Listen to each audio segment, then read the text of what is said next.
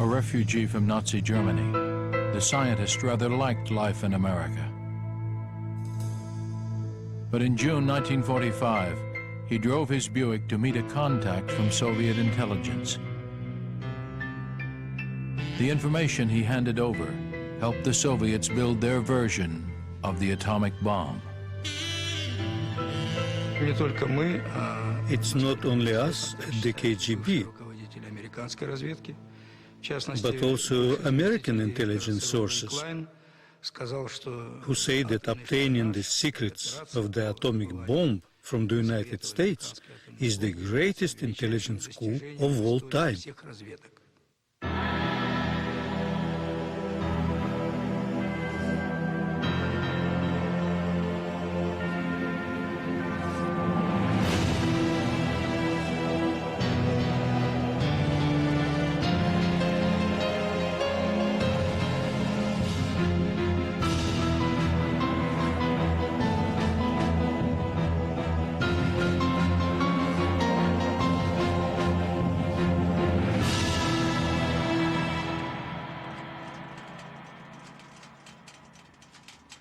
Time and again, Soviet spies had penetrated Western security.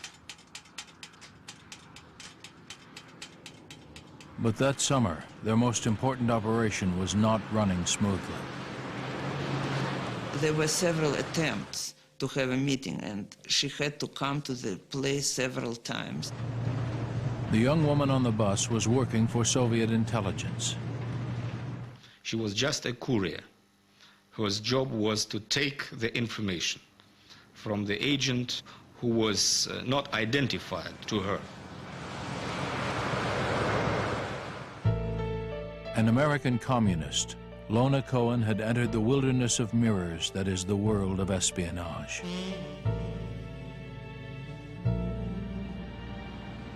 Her target was the top-secret military installation at Los Alamos, birthplace of the atomic bomb.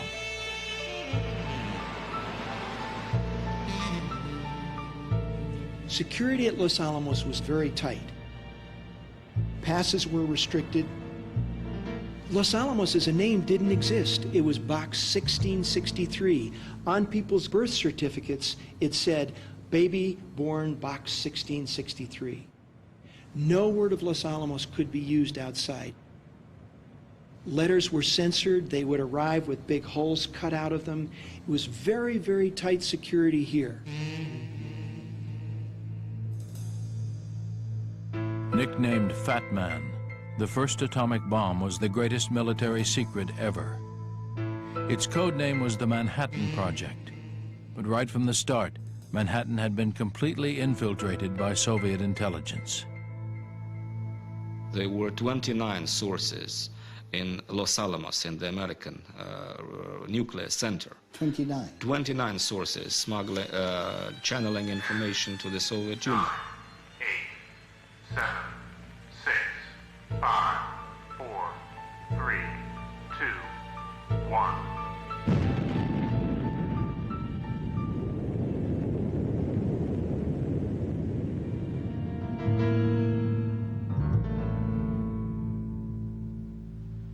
In Moscow, foreigners who supported the Soviet Union were known as fellow travelers. They believed in this country and its ideology. They found the ideals and goals of our society attractive. And that's why they decided to help us. And to help us for no money. These fellow travelers saw Moscow as their ideological home, and some were willing to dedicate their lives to spying for the KGB. This apartment belonged to the famous British spy Kim Philby. The secret victories of the KGB often depended on foreigners like Philby, who was recruited when he was still a university undergraduate. Nothing ever shook his devotion to the party. What he said that in your life you choose one side of the road, how to go. It's possible that it could be wrong side, but anyway you follow your side to the end.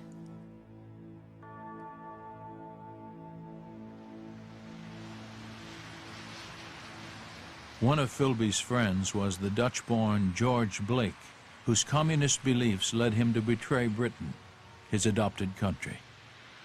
I justified it in my mind by believing that I was helping in a small way in building a new society. And I think it is never wrong to give your life to a noble ideal and to a noble experiment, even if it didn't succeed. The noble experiment with communism started in 1917 with the Bolshevik Revolution. This is also when the story of Soviet intelligence begins. The leader of the revolution was Vladimir Ilyich Lenin. One of his first acts was to create the forerunner of the KGB. The ЧК was created by Lenin on 20th December 1917.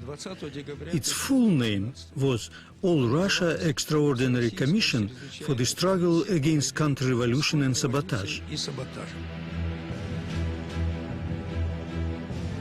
The Cheka used the threat from foreign spies and the fear of saboteurs to justify ever tighter controls on the citizen. House-to-house searches, arbitrary arrests, and show trials soon followed. Soviet citizens learned to dread a trip to the Lubyanka, the new headquarters of Soviet intelligence.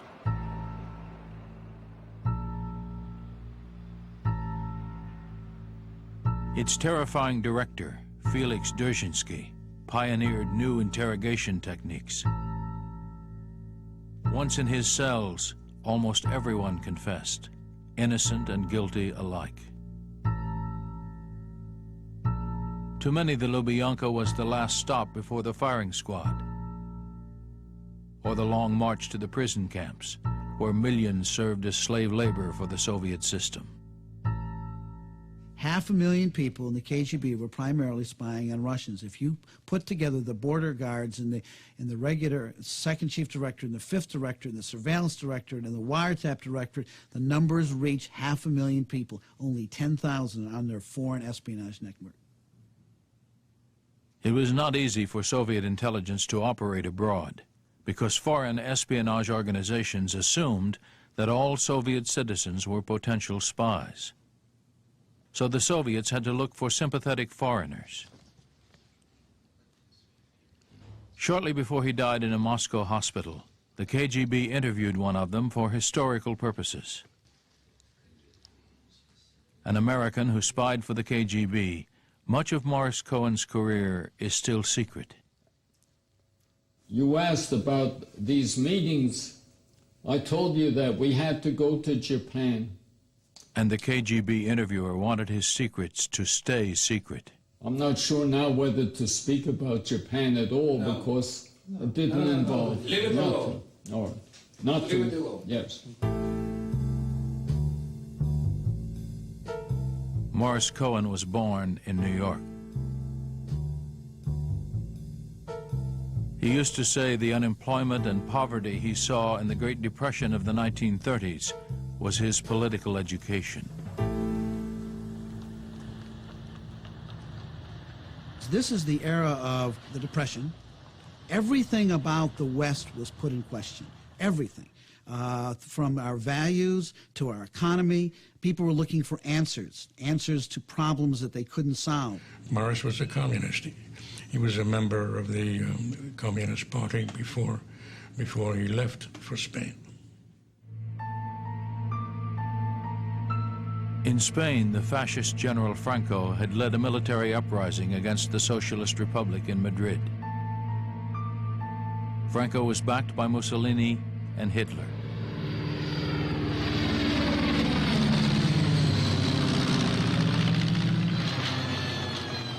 Until 1936, the world had never seen the indiscriminate bombing of unarmed civilians. It convinced many, like Morris Cohen, that fascism had to be resisted at all costs. Morris becomes involved in the Abraham Lincoln Brigade. He goes to Spain. He fights against Franco.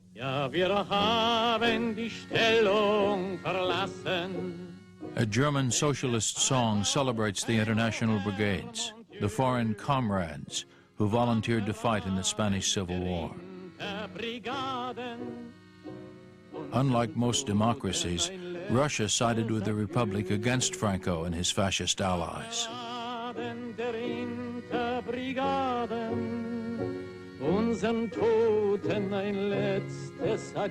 Morris, he told me an interesting story, how they marched through the mountains to the point where they crossed the Spanish frontier, and there before their eyes spread Spain, and they stood there and they all sang the International.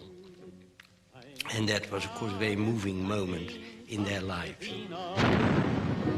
Als die Sieger auf spanischem Feld und das Tal. I met Morris Cohen during the Spanish Civil War. Morris was wounded, and we were recruited to train in guerrilla warfare. This is when Morris Cohen was recruited by Soviet intelligence. Morris said that he got initial intelligence training in Spain, and then he came back to the United States just to join New York residentura. Back in New York, Morris Cohen's controllers found him a job at the Soviet Trade Mission. It was a front. Morris Cohen was busy recruiting Americans for Soviet intelligence. Almost all of the people that became Russian agents during the late 30s and then through the war years were in fact members of the American Communist Party. There are at least, say, 125 Americans who were Soviet agents. But there were another 100 names that looked like, 100 cover names that looked like they might be Americans who were never identified. Morris Cohen's future wife was a working-class Catholic of Polish extraction. Lona is a member of the Communist Party, and they met at a party meeting. And then he asked her to come and have a cup of coffee with him, and he liked her very much, and she liked him. And he thought that she would be a suitable wife who would agree with his views and with his activities. She told me that it was both love marriage and spy marriage at the same time, that he was recruiting her almost simultaneously to be his wife and to join the spy ring. Soon the Cohens became familiar with the spy's trade craft. They would make secret rendezvous at the Bronx Zoo. There they met their Soviet controllers and were briefed on their next assignments. The KGB and GRU had a great interest in what might be called industrial espionage, things like automobiles, automobile engines, synthetic rubber processes, petroleum refining processes, and however much more secret area, of course, the development of American military aircraft. With the outbreak of World War II, Lona was working at an airplane factory. She helped steal blueprints and weapons components for the Soviets. Lona was beginning to play a more prominent role in the husband and wife spy team. Who was the assistant and who was the main actor? It was a bit more difficult to decide because she was a very, very resolute woman and very determined, and he was a rather retiring person. As America joined the war, Lona Cohen came into her own. Morris had been drafted into the army as a cook, so Lona was free to act as a courier for Soviet intelligence, crisscrossing the continental USA by railroad.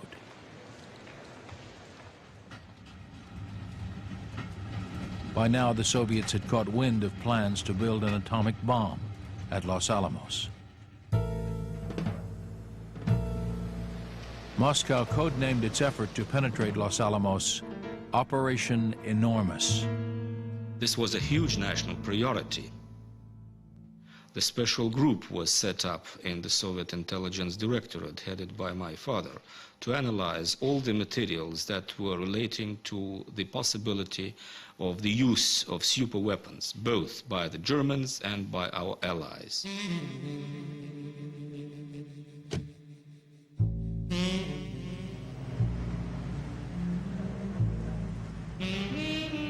The Soviet intelligence officers who targeted Los Alamos knew that the Americans had an Achilles heel.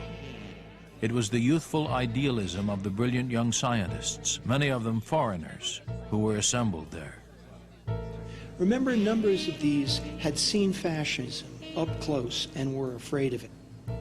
The Spanish Civil War was an example of that, and so communism was quite attractive. Robert Oppenheimer, the director of the project, had leftist leanings. One of his early girlfriends was a communist. His brother had married a communist. Not all were communists. Many believed scientific knowledge should belong to all mankind. Others perceived a threat to world peace if only the US and Britain had the atomic bomb. They all had their own reasons for feeding information to the Soviets. This is the document signed by my father. It's the enumeration of 33 scientific reports that are channeled to the administration of the atomic project. All the secret materials on the bomb came to this house on the outskirts of Moscow.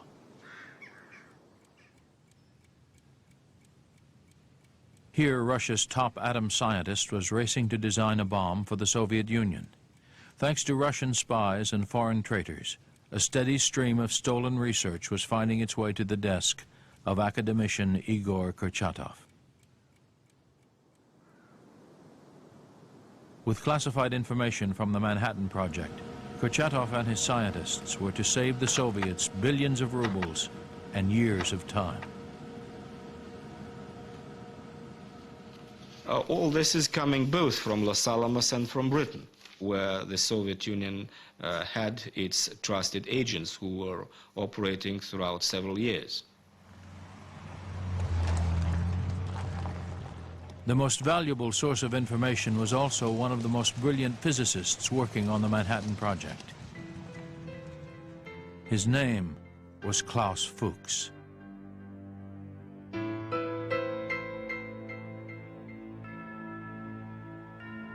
Practically, he gave all the information about the first uranium bomb and plutonium bomb. He gave the all theoretical basis. Then, suddenly, the KGB lost contact with Fuchs. The flow of information stopped. The Soviet atomic bomb program was in trouble. And on academician Kurchatov's desk, the phones stopped ringing.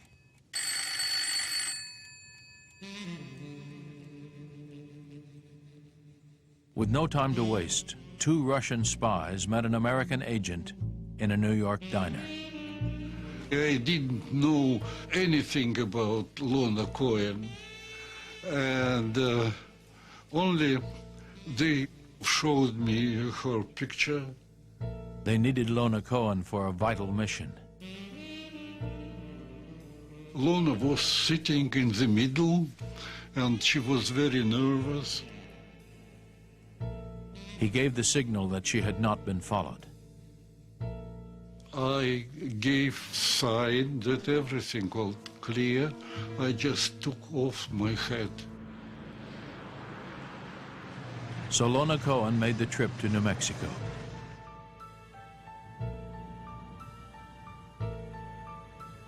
One Sunday, she stood on the university campus, waiting for the contact to show. The set time was early morning, when few people were about. Finally, she saw a very young man, and she just said that he was very tall and very young. The man she met was a brilliant young physicist called Ted Hall. Ted Hall, he was a senior physics student in Harvard, and he decides for a senior project he's going to go down and build the atomic bomb. I mean, you know, this, what'd you do on your senior sabbatical? And he goes down there, and my God, his job is to be right involved with building the implosion device for the atomic bomb. What's remarkable about Ted Hall, at 19 years old, he decides that the United States, if they win the war, will become fascist. And so to prevent that, he decides that he's going to give the atomic bomb to Russia to stop the United States from becoming fascist. I wonder who he asked. After the pickup on the campus, Lorna Cohen hurried to the railroad station. It was wartime, and military policemen were everywhere.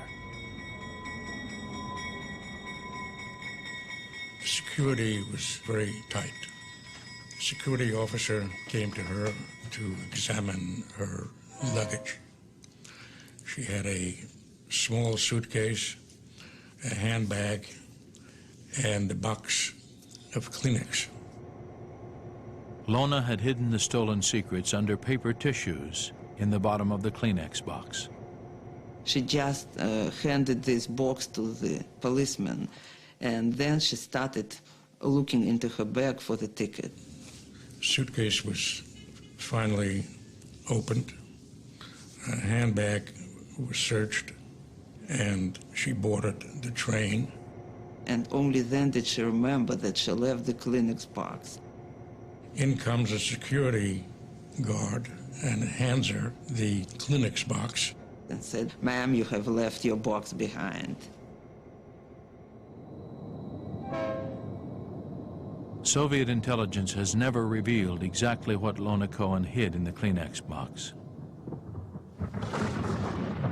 Her case officer would later say it would have sent her to the electric chair. According to archives, the Soviet intelligence reported around 300 documents. The reports of key American scientists who were involved in the project.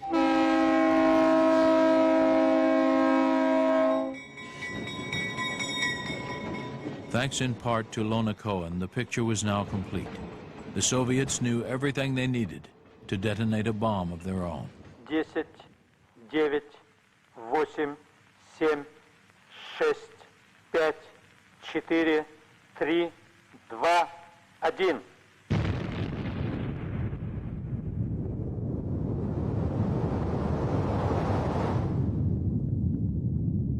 The bomb that the Soviets detonated in 1949 was an exact copy of the bomb that's sitting right behind me now.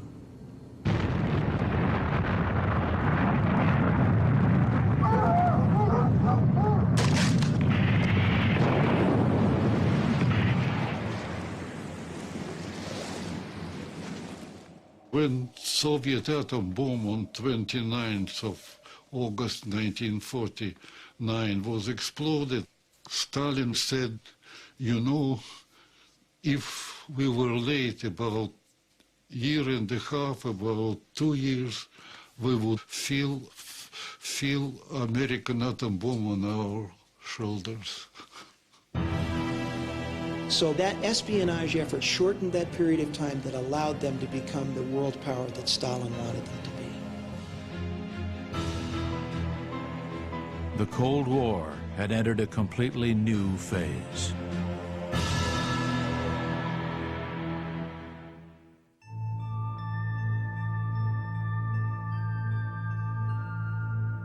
At FBI headquarters in Washington, the hunt was on for the atom traitors. Let me tell you this, Venona was one of the deepest secrets inside the FBI. I worked on the Venona project, and I thought it would never become public. It was a real secret. The FBI had been collating Soviet cables wired from the USA to the USSR. The Soviet cables looked exactly like an ordinary telegram, except that instead of being in plain text, the message was in cipher in five letter groups, as a matter of fact. The Venona program aimed to decode the cables and uncover the spies. Thousands of secret cables had been fed into decrypting machines before the late Cecil Phillips made the crucial breakthrough. In 1944, I found an indicator in the KGB messages which allowed us for the first time to solve something that was of interest. In one set of messages, he found that there appeared to be too many sixes. If these were truly random numbers, 1/10 of the numbers in these groups should have been sixes. Slowly, Venona began to yield its secrets. To disguise the true identity of their sources, the Soviets used code names like Homer, Raymond, and Charles. As other messages were studied, it became apparent that cover name Charles was a Soviet agent, and the cover name Charles was Klaus Fuchs. Fuchs had been on the wanted list of the Gestapo, and we found that the Communist Party was doing more against the Nazis than anyone else, and he became an active member of the Communist Party of Germany, and that put him on the wanted list of the Gestapo. In England, Fuchs was arrested and confessed. The identification of Fuchs was Venona's first major intelligence coup.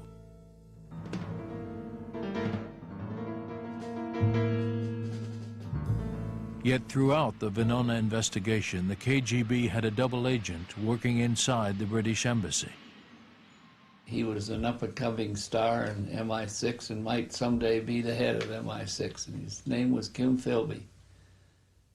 The rising star of British intelligence was a covert communist, working secretly for the Soviets. Kim Philby had come to the United States in October of 1949 specifically to help exploit the intelligence we were getting through Venona.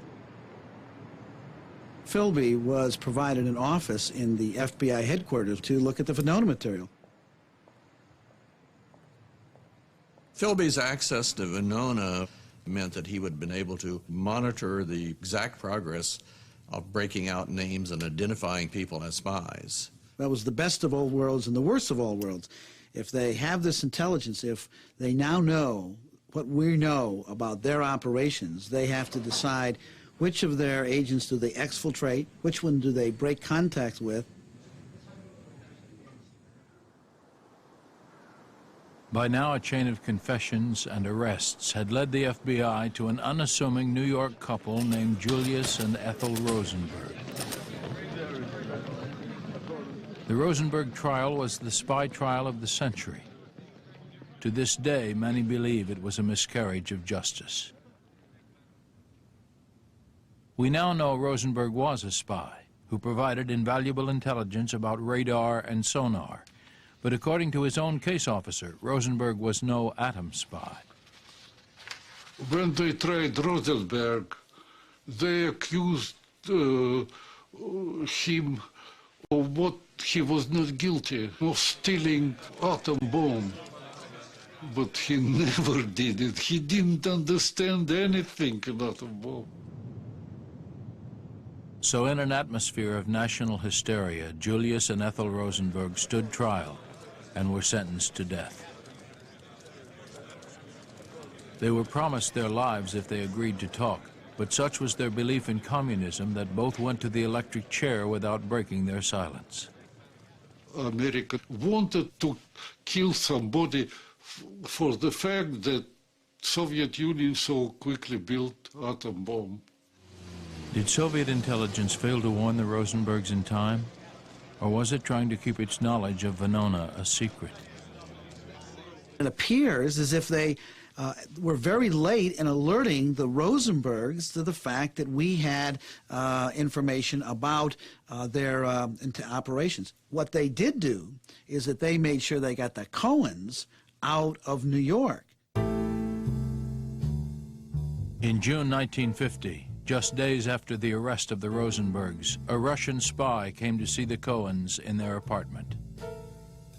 Lorna told me that Yuri Sokolov came to their apartment and that they were afraid that the apartment was bugged and they were just writing and not talking. And he told them that it's too dangerous for them to stay and they have to leave. Lorna at first reacted to it rather violently, that she didn't want to go. And Morris also said that they were Americans and they loved America and wanted to stay in their own country. But then Sokolov just wrote that it was an order. The last person to see the Cohens in New York was Jack Bijosi. Lona did not have proper clothes. She came to our apartment and asked my wife if she can pick up some things to wear. They said they were going on a holiday, last-minute arrangements. That was the last I saw them.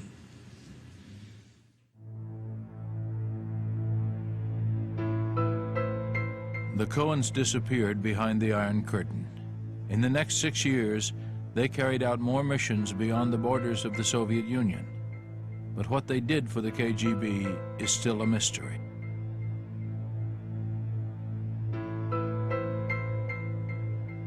In those days, Western intelligence found it all but impossible to penetrate the night and fog of Soviet secrecy.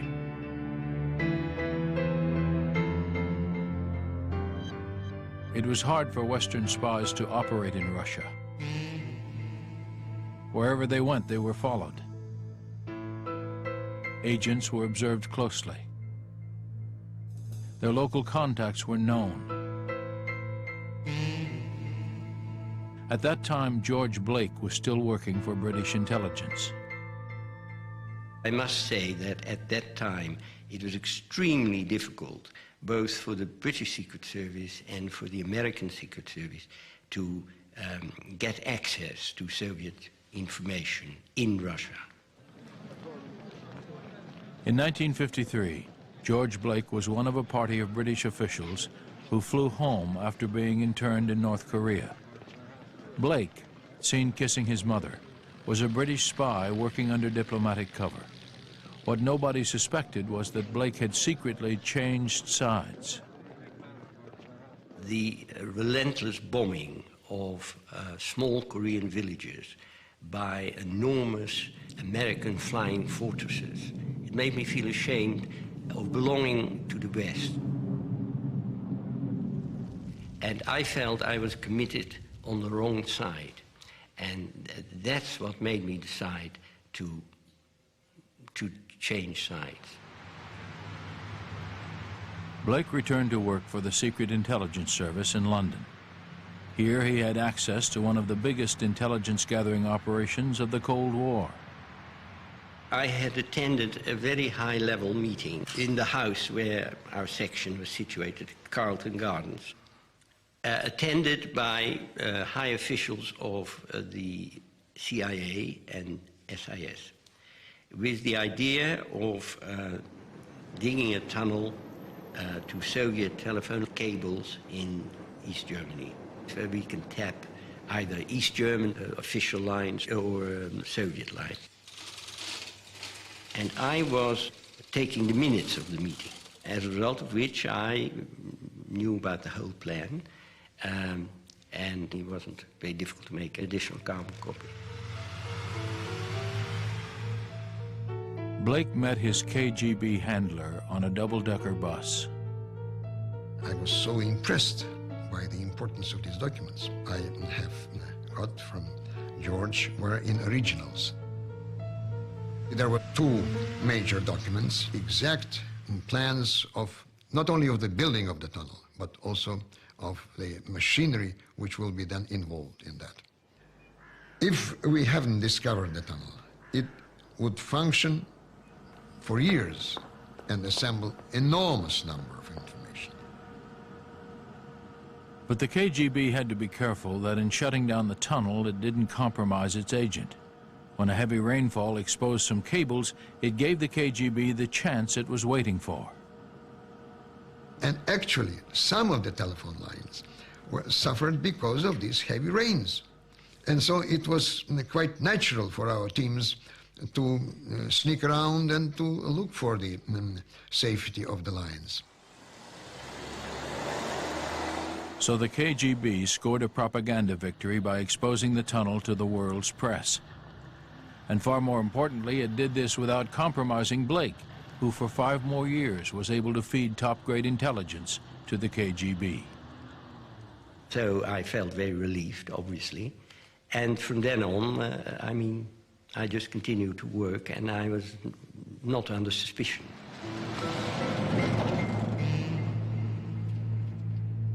Back at the KGB's Moscow center, Morris and Lona Cohen were about to re-enter the spy game. Morris was ordered to help a KGB colonel learn to speak like a native of North America. We met him first in a dacha on the outskirts of Moscow. My wife had to go away on a mission, so I was left with him. We undertook an improvement of the English language in American style. The spy's name was Colonel Muladi. In KGB jargon, he was what is known as an illegal. An illegal is the term we use for a Soviet citizen who, after long and meticulous training, takes on the identity of a foreigner and goes to work in another country with a false passport. He was with us a while longer and went away.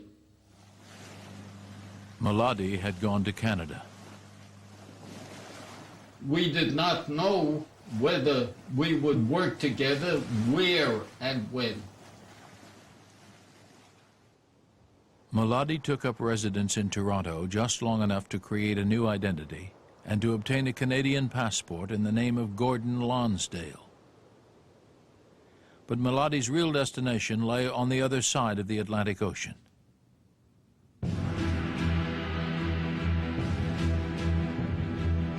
This was the time of the deep Cold War.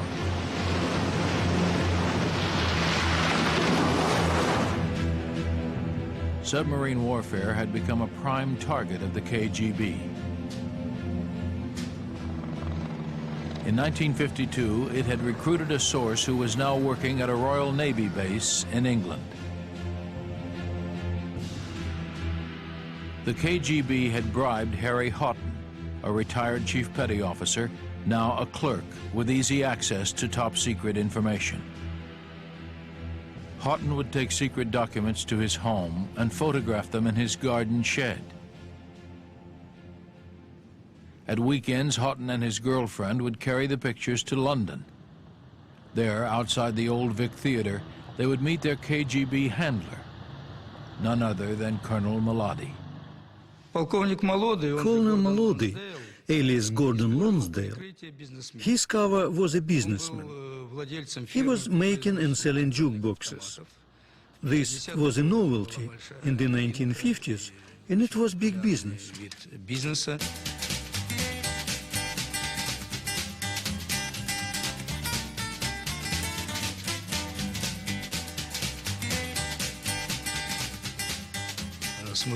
First, it was jukeboxes, then slot machines, then vending machines for cigarettes, sandwiches and drinks. And he was so successful that he became really quite wealthy. For a spy, he made a great businessman. He never had to ask KGB headquarters for money. He was perfectly able to fund his agents from his own profits. With his fancy apartment and his big American car, he was quite dashing for a man on a KGB salary. Muladi was a very energetic, happy, good-natured person who loved life. He was a man with a huge sense of humor. He always wanted to be in the limelight. He certainly never behaved as an illegal shoot. But his English business partner never suspected he was Russian. Probably a very important key to his character was the fact that he was a very, very good chess player. Back in Moscow, the Grand Masters of the KGB were about to place 2 more pawns on the board. The Cohens were now ready for their next foreign mission. Finally, there was a point when we got to know where we would be working. Morris and Lorna Cohen were trained as illegal agents, and their mission was to provide technical support for Lonsdale.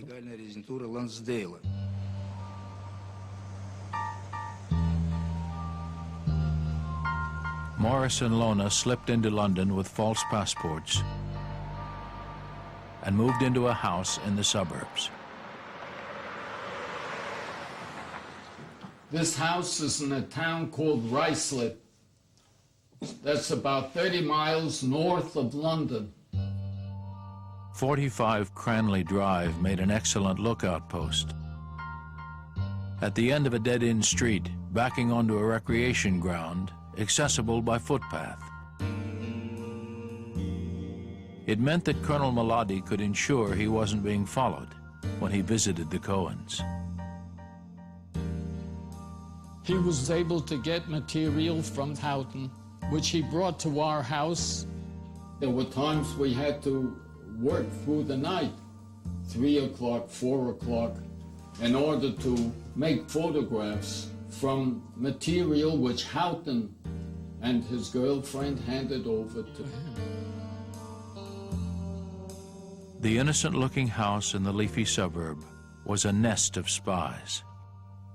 Under a fridge in the kitchen, we had dug out a hole in the ground in which we kept the special radio, which was in contact with Moscow. The Cohens told their neighbors that their name was Kroger and that they were antiquarian book dealers who had to ship books to customers.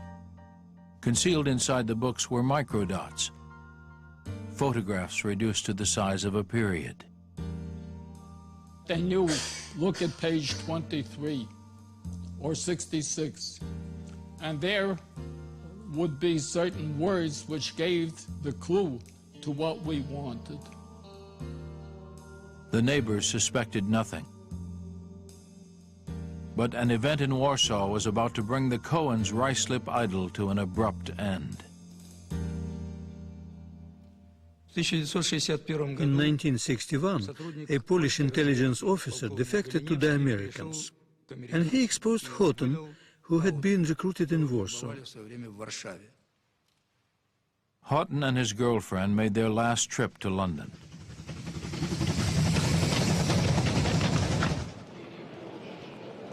British intelligence was waiting.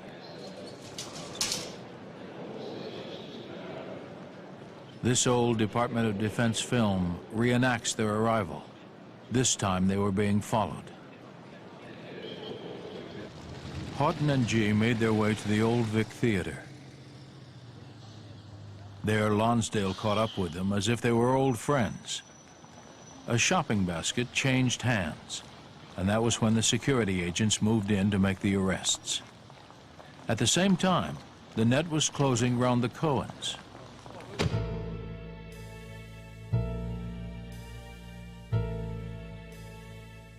We did have a strange feeling that something was not going the way it should. There was a knock on the door. We knew that was not Lonsdale. He knocked on the door in a certain way. You could imagine our anxiety. We opened up the door. There was a strange man, heavy set, said, "May I come in?" Well, how could I refuse him? So I said yes. And no sooner did he step in, there were 3, 4 others.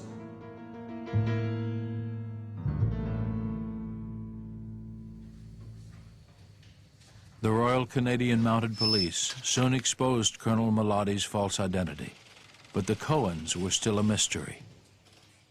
They had no solid material on us. And our background, who were we? Where did we come from? What was our name?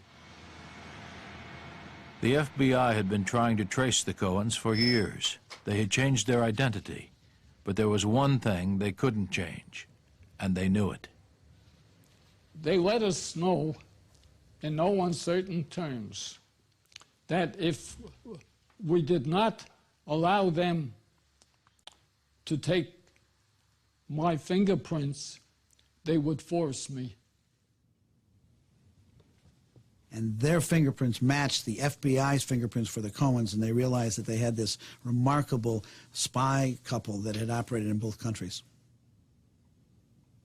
The Polish defector not only destroyed the Navy spy ring, he also compromised George Blake.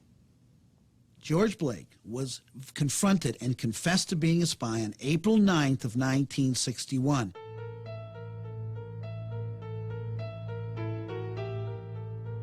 In 1961, the members of both spy rings were tried and convicted in British courts.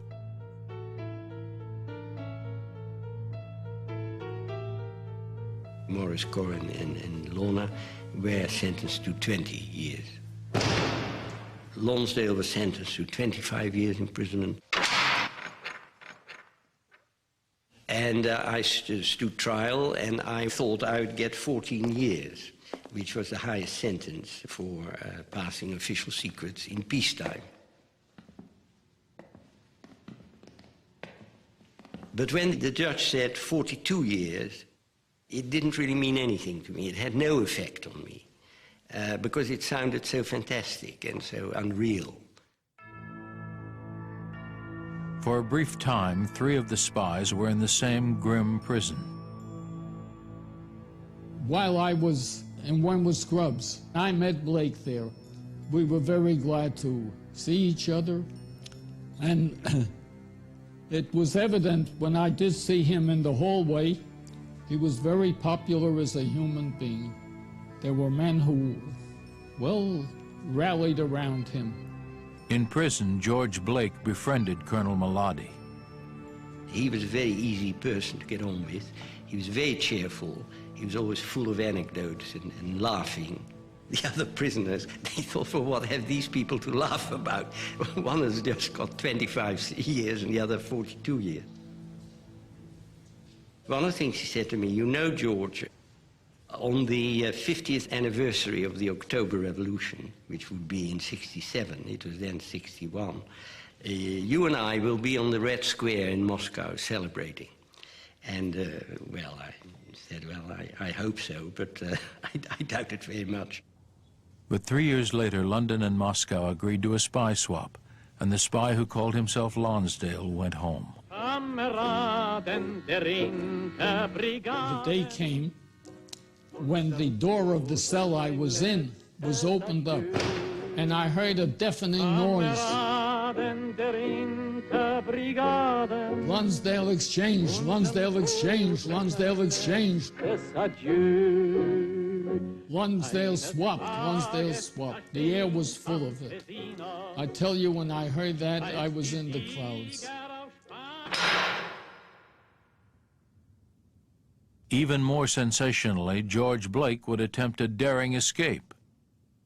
I must say that, in a way, I'm grateful to the judge that he gave me such a long sentence, because it made my position in prison very much easier. As a result, I found people who were willing to help me. One night, Blake slipped out of his cell. A rope ladder was thrown over the wall. A flower pot showed him where to meet the getaway car.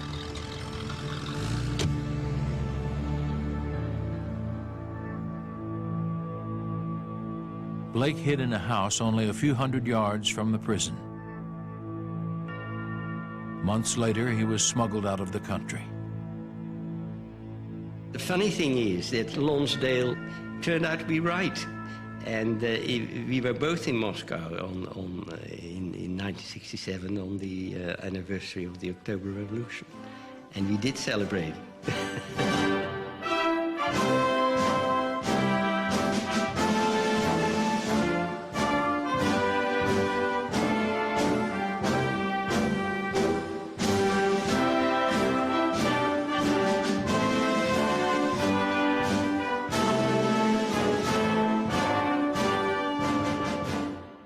Then in 1969, the Cohens too were exchanged and returned to Moscow.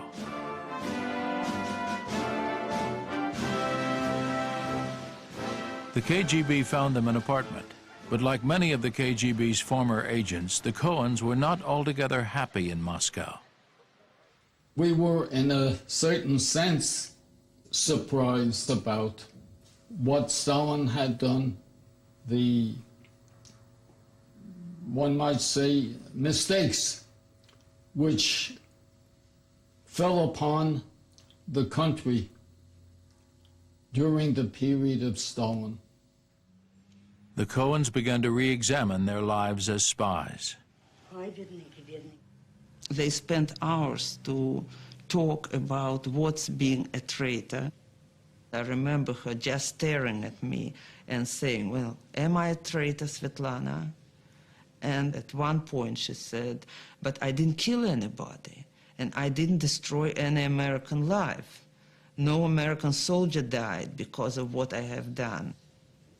And Morris was talking about relativity of history, that may be a betrayal at some point of history, may be finally vindicated by history itself. Even at the end, they're struggling to justify their existence. They made these commitments at young ages. Some of them were looking for the answer in religion and found communism. George Blake, who wanted to be a priest, decided that wasn't the answer, so he finds another answer in communism, some ism that will answer the questions. A communist society is, in a way, a perfect society. And we are not perfect people. And that's how many, I think, Soviet people feel. It wasn't wrong, but the idea was very noble, is still very noble, but at this stage in human history, unattainable.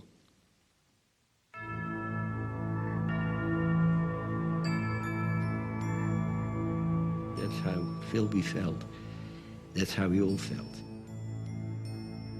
Philby and the Cohens lie buried in a Moscow cemetery, surrounded by forgotten heroes of the former Soviet Socialist Republic. He never thought about himself as a traitor to his country, because he thought the communist, the best society for people to be equal, not to rich, not to poor people.